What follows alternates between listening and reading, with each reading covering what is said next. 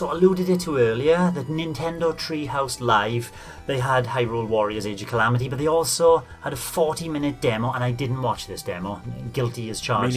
Me neither. Not the demo, the presentation of them playing it. Yeah. Didn't watch it. I thought I played through the game already. What else are they going to show?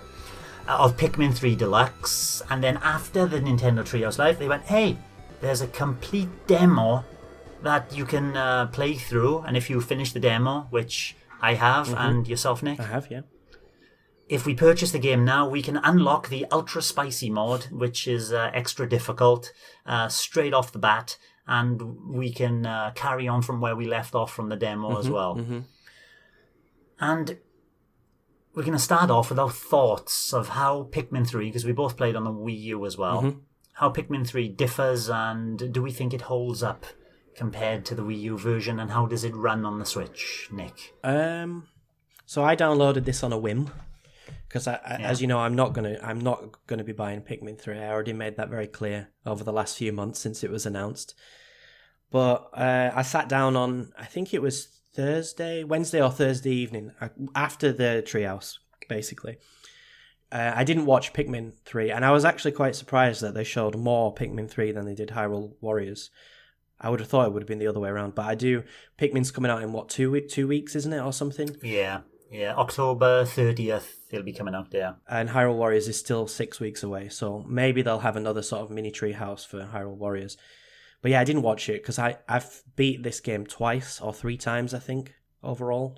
I've played through it quite a bit. And yeah, I just thought, I'll download the demo, and I just sat and played it from start to finish. How long? Because for me, that was a considerable demo. It was like an hour and a half, hour and 20 minutes. Yeah, an hour something and a like half that to play through it.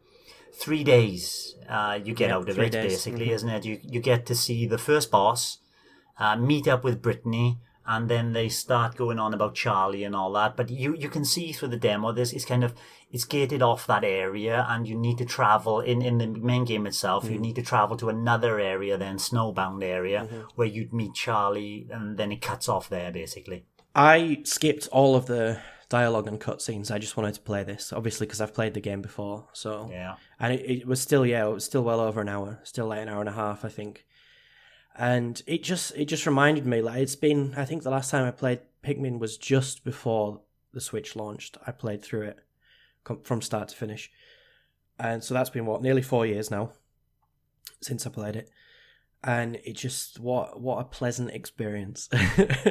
Just such an enjoyable and relaxing game. Really, really fun.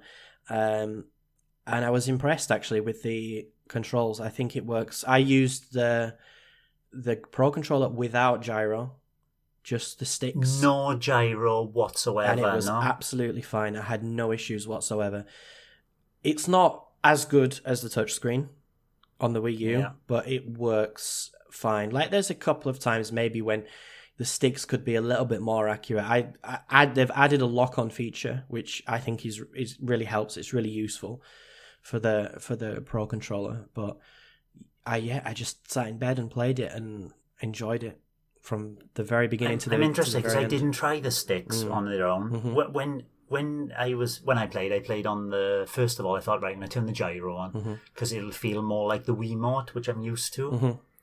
And then so I stuck it on pointer. The gyro settings, I got 2 settings basically. There's a stick, which I'll talk about later, but there's also the pointer one. I thought, right, I want full responsive gyro on this. So I'll try that. And I did that and recorded a video. Wasn't happy. I mean, I thought that the game, like you say, absolutely delightful, beautiful. Everything I remember from playing it on the Wii U.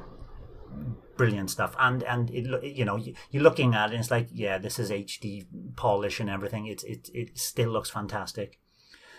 And then the pointer controls, and then I played with my son as well. I wanted him to experience these pointer controls. We had we've got 2 playthroughs, not 2 playthroughs, but 2 videos for our playthrough. On the first one, we do the pointer gyro controls, and it is first of all, when you put it on and then you just lift up a little bit. Oh, that pointer, you can have it flying about the screen. Really responsive. It follows you everywhere you go. But as soon as you hit the edge of the screen and then move your your Pro Controller up a little bit more and then back, it's lost its calibration. Mm-hmm. And I mean, ridiculous. Every 5 seconds, because you're going to be hitting that edge of the screen to point at certain things all the time. Literally, if you watch together, the video I did with my son, we're just complaining about pressing the R button, because you have to press the R button and that cursor comes back to the middle of your, on top of your character.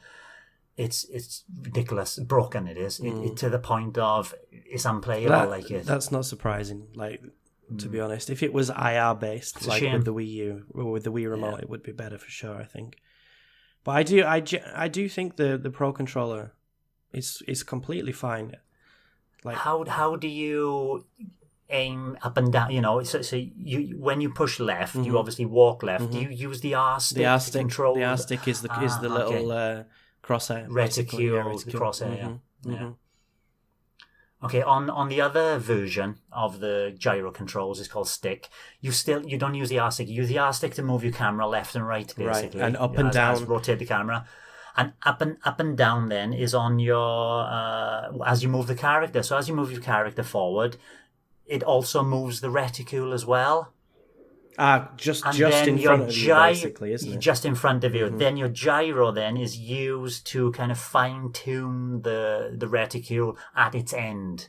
But it kind of works when you combine it with the ZR lock-on. Mm-hmm, mm-hmm. It works a lot better than the pointer controls, that's for sure. It sounds much better, to be honest. It is much better, much better, yeah. You feel more fluid as well about moving the camera around. Mm-hmm. Yeah. I'll have to try that. Actually, to see, but I think just the standard controls. I mean, they were used on the GameCube for Pikmin 1 and 2. It's nothing new. We know it works. Yes, the Wii remote and nunchuck took it a step further. I would say the touch controls on the Wii U were the best, because I could do everything. Looking at the TV, I could just do everything on the Wii U screen without looking. It just became second nature. I could throw Pikmin exactly where I wanted them. It just felt so good to use that one.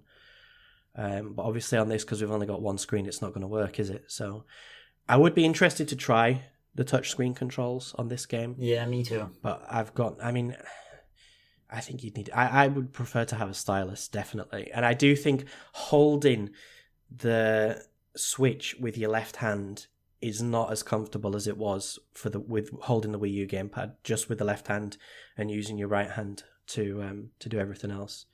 The Switch is a little bit heavier, it's a little bit clunkier. The grip's not quite as solid, I would say. So even in handheld mode, I still don't think that's a perfect solution. I think I would still prefer to use traditional controls for it, probably. I will give it a go, though, just to check. Did you try any of the other modes in the game? I tried all of them. Me too. Mm-hmm. There's the mission mode as well, which is one of collecting not fruit, the bingo battle. The bingo battle's collecting fruit and some enemies as well. Identical to the one in the Wii U, obviously, the first level in there. What I think you didn't experience, though, is the 2-player split screen, local split screen. So I tried it on my own. Beautiful, runs perfectly.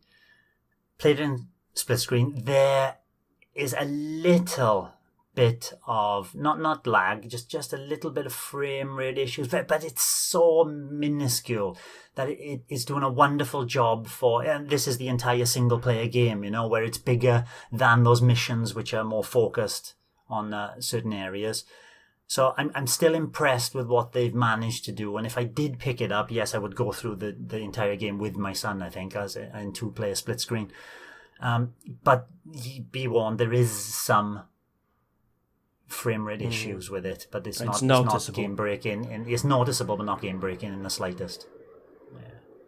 And you're sharing your Pikmin, of course, as well.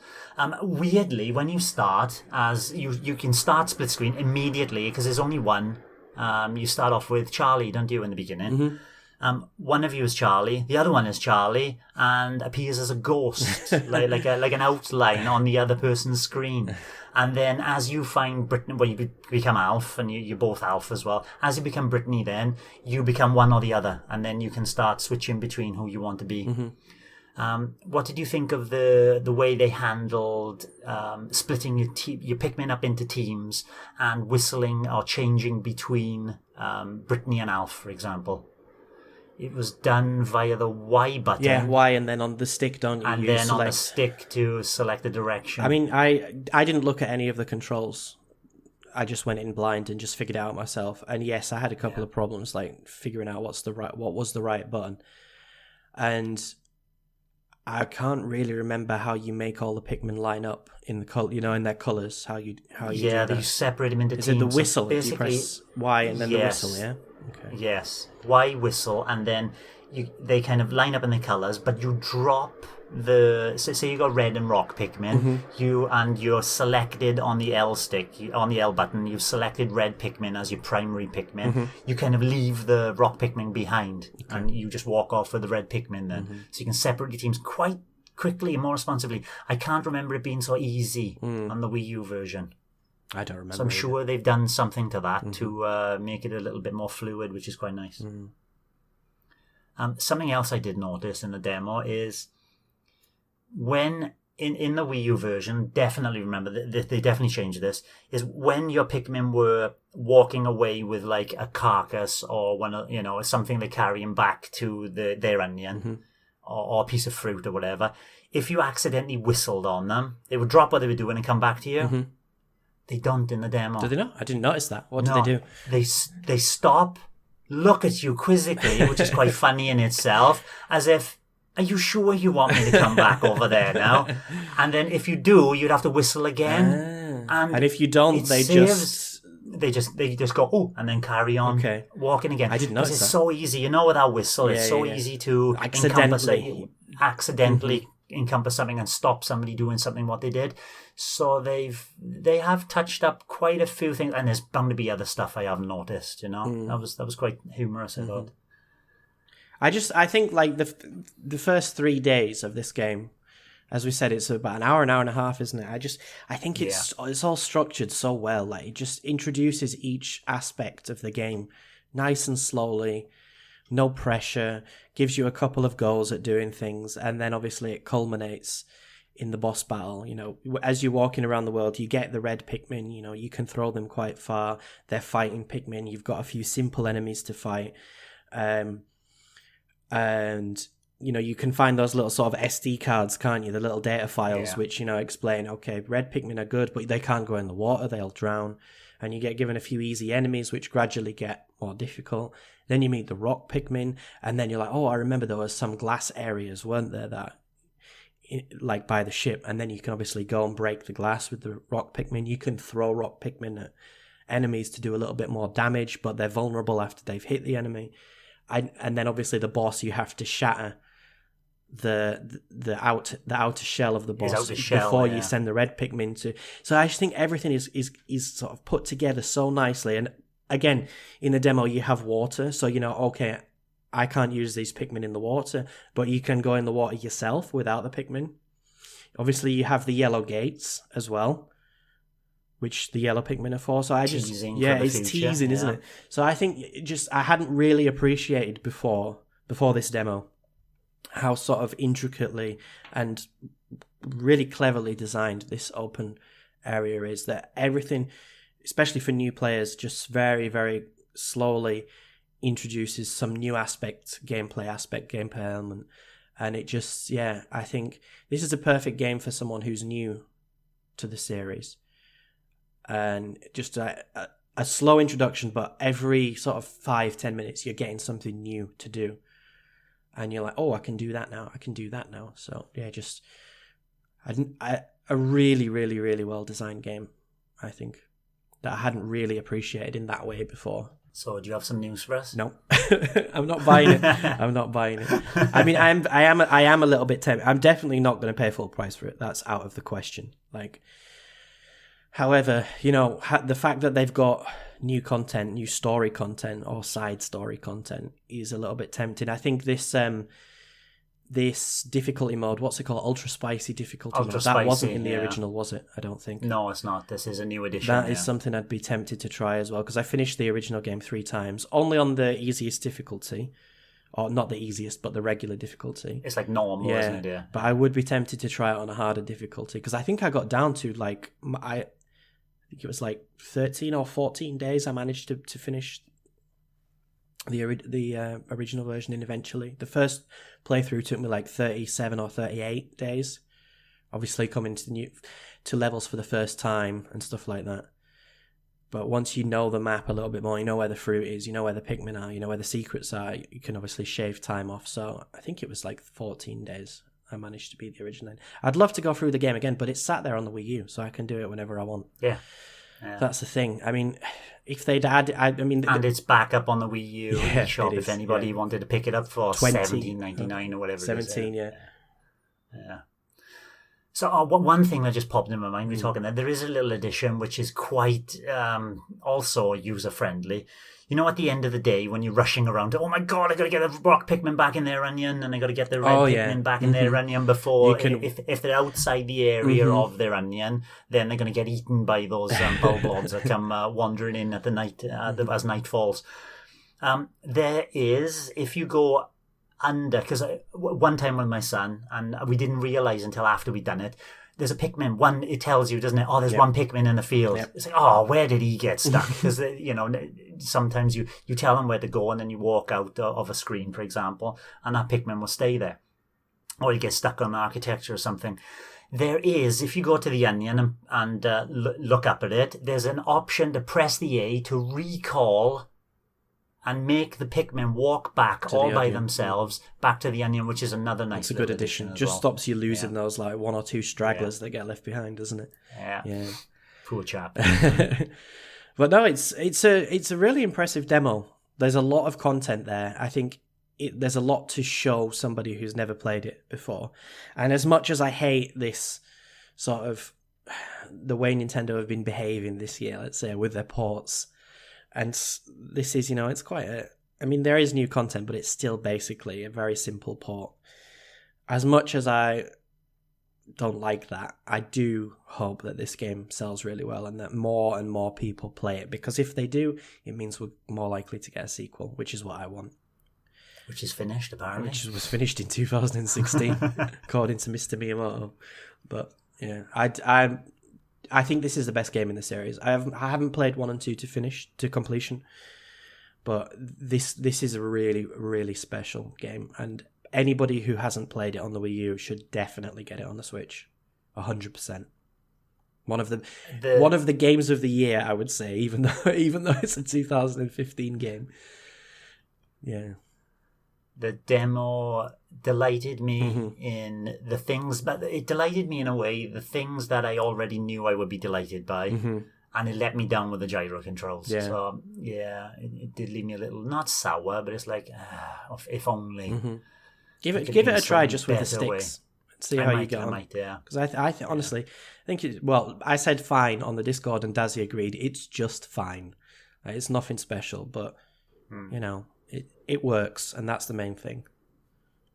I'm going to have to try that handheld mode out as well, just to see how the touchscreen works on it. I'm not expecting to enjoy that. But this kind of thing that Nintendo are doing now, demo, the game's not even out, get you enticed and then continue on. Something they're going to be doing for the future? I would hope so. I think it's a good idea. And the progress continues, doesn't it, if you buy the full game?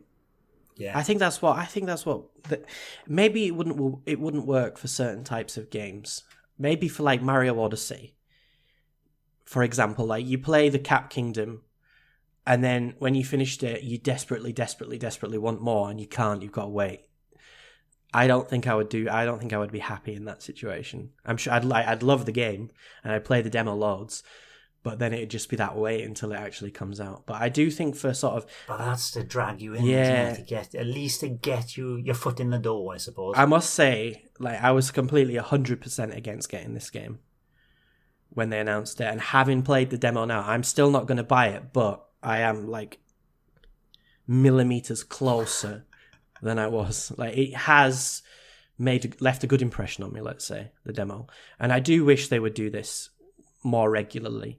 It would be nice, at the beginning of November, just to have a a small map from Hyrule Warriors to play, just in preparation. I was just about to say that's the next game that could do with a demo. Just the opening section, the opening map or part of the map. Because I do think stuff like Zelda, like the mainline Zelda, Mario, stuff like that's going to sell regardless. Pokemon, Splatoon. I mean, we had a Splatoon demo actually, didn't we? We had the the test fire. Yeah. So and Arms as well. We had it was test fire as well, wasn't it, for Arms? It was something to do with an arm pun, though, wasn't it? I can't remember. But yeah, it's a good idea, and I think they should do it. I know Yoshi's Crafted World also had a demo, didn't it? But I don't remember if that was before or after launch. That's a good question. I think that might have been after launch or the same time as it launched. Yeah. But it's just build a little bit of excitement up. Promote it heavily on the news channel on the main screen.